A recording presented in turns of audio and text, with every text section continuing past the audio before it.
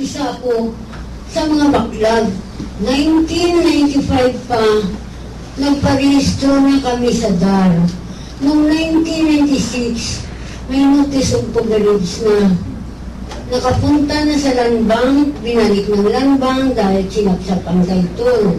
Pabalik-balik lang, may order of penalty na ni Sekretaryo Braganza, hindi pa sinunod ng MARO na i-proceed yung coverage.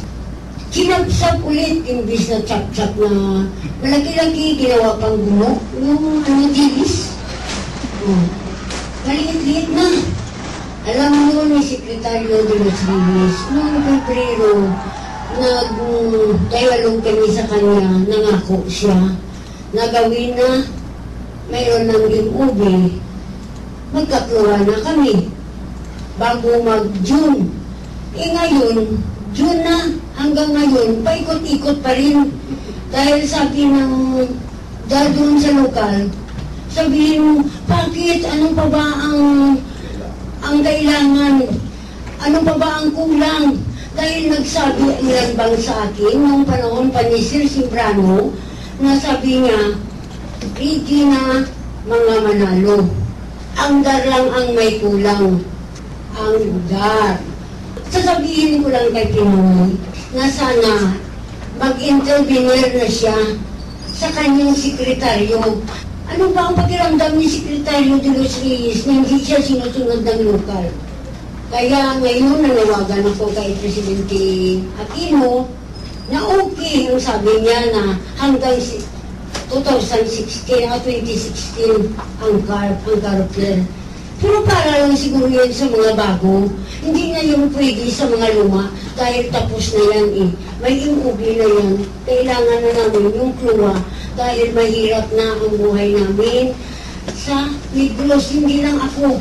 Marami sa amin doon. Hindi lang sa akin ang chap-chap title eh. Maraming nasinda na chap-chap title doon sa Negros. Kaya President Pinoy, sana pakinggan mo ang panawagan namin mga magsasaka na mag-intervenir ka na, gawin mo na mapatupad mo ang CARP.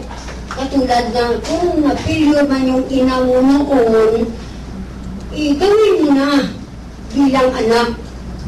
Dahil ikaw ang inaasahan namin, akala namin mabuti kang presidente. Yun pala, palpak rin. Dahil tugaan na tugaan, pangako ng pangako na hindi naman sinutupad. Hindi pwede sa mga backlog sa Negros dahil maraming backlog doon sa Negros na mga lupain.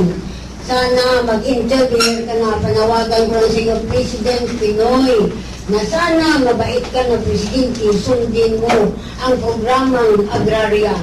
Yun ang nakasagot sa kahirapan sa amin, sa buong Pilipinas. Dahil yun ang kailangan namin para makapag-aral kami sa aming mga anak, mga apo. Gusto namin na hindi sumunod sa amin ang aming mga apo na mga mangmang at hindi man lang kumuha ng kurso dahil mahirap lang ang aming mga ama at ina noon. Gusto rin namin mag-aral pero hindi kami mag-aaral dahil wala kami lupa, wala kami kabuhayan. Kaya Presidente Pinoy, gawin mo na! Interveniran mo na yung bigyan mo na ng political will yung sekretaryo mo. Kung hindi niya kaya, ikaw na mismo na presidente ang gumawa. Sana tuparin mo ang panawagan namin mga magsasaka sa Negros dahil paltos na ang paa namin. Matanda na ko, pero sinisikap ko pa rin ipakita sa iyo na kailangan namin ang kahit matanda na kami, kailangan namin ang kabuhayan sa Negros na para kami na ang makapagtrabaho sa aming sariling lupa.